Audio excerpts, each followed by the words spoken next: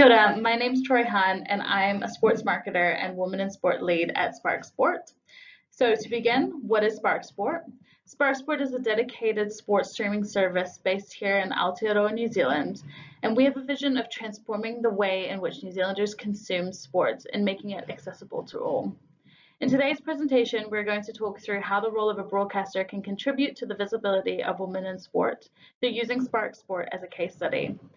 We will talk through how Spark Sport goes and sources its rights, develops content, utilizes our talent, and a little bit of insight into the industry.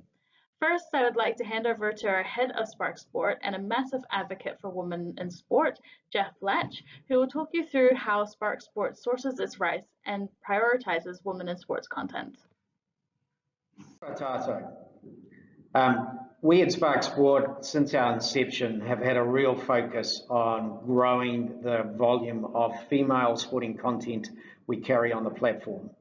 We recognised early on that there was a real opportunity in the New Zealand market because established broadcasters were not giving the precedence and exposure for the range of women's sport content that was available in New Zealand and globally.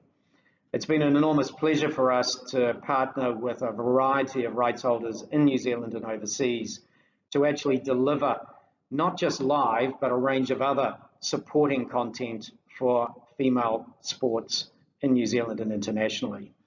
This includes the White Ferns cricket and women's Super Smash competition in New Zealand, where we cover all matches live.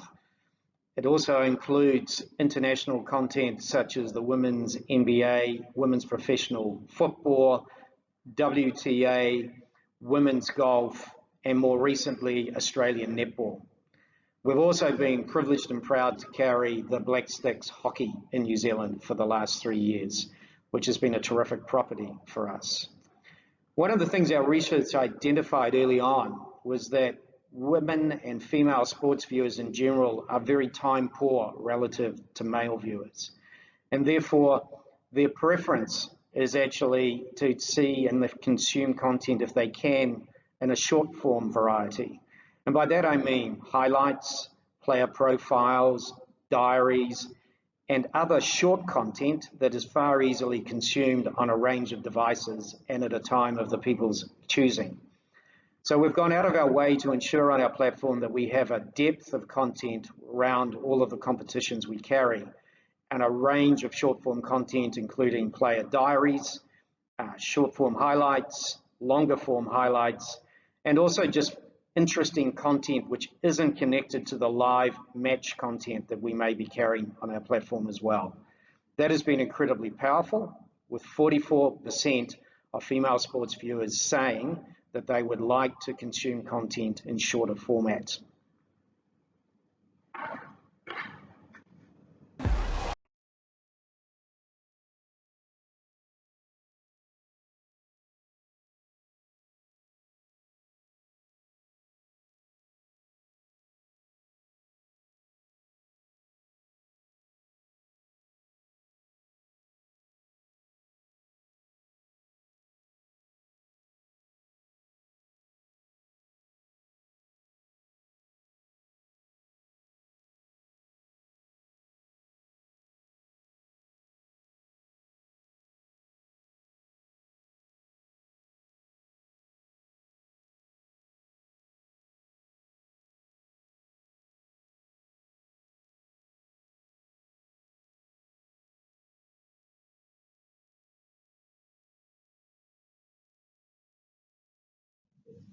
Spark Sport has prioritized the development of our female talent pool. It started with the cricket, where we had Frankie McKay, Rebecca Rose, and Katie Martin, all part of our commentary team.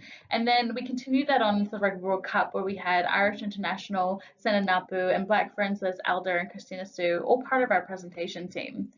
Spark Sport has really made this a priority for our coverage because we know how important it is to show the visibility of women in our broadcasts. Alongside our expert female athletes, we've also utilized some amazing wahine who are passionate about sport. The likes of Narelle Sundos, Kate King, Ashley Stanley, and also Stella Mills all the way from the UK. We think it's important to include non-athletes as part of our coverage as a way to highlight the game from a different angle.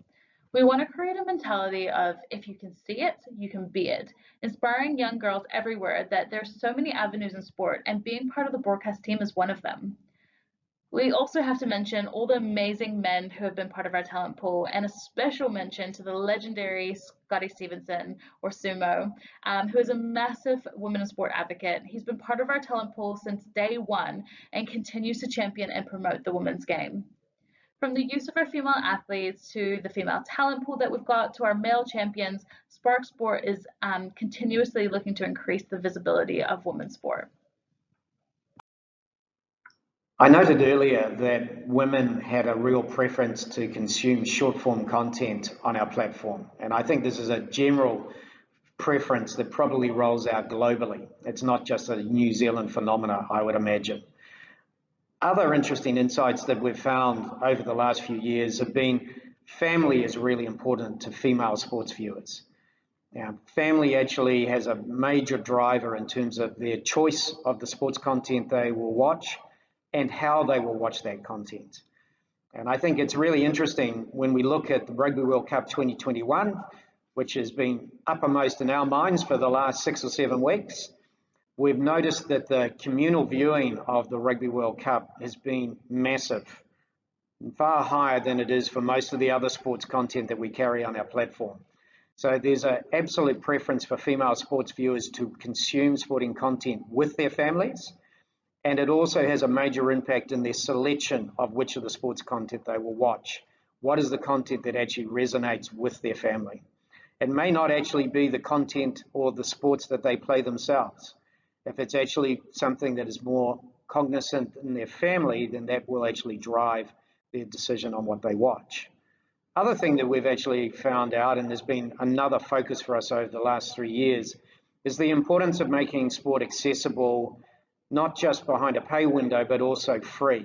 And so we've spent a lot of time building very strong partnerships with free-to-air players in the New Zealand market to ensure that some of the key female sports content is made available live and free for viewers as well as on our pay platform.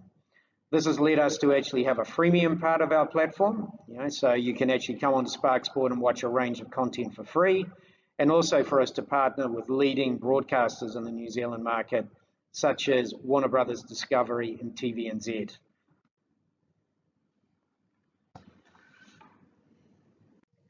I just want to take a moment to highlight the fact that we've just come up the back of an amazing Rugby World Cup, where Spark Sport developed and executed a content-first strategy across multiple channels with the support of our free-to-air partnership with Warner Brothers Discovery, and it was a fantastic broadcast event for all New Zealanders.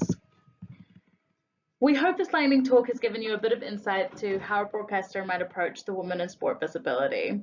Whether you're a rights holder, a broadcaster, or just a fan yourself, we encourage you to do the following. First, champion the women's game. We know that there's an increased demand for women's sports coverage, so place value in this product and really give it the exposure that it deserves. 2, stop comparing it to the men's game. They're not like for like, and we should celebrate the differences rather than comparing the two. And 3, if you can see it, you can do it, both on the field and through our presentation teams or commentary teams or anyone else who is in media. There's so many different avenues in sport, and we encourage women or men who champion the women's game to explore these opportunities, because you don't have to be an athlete to be an expert. Thank you for listening, and if you have any questions, please feel free to reach out to us.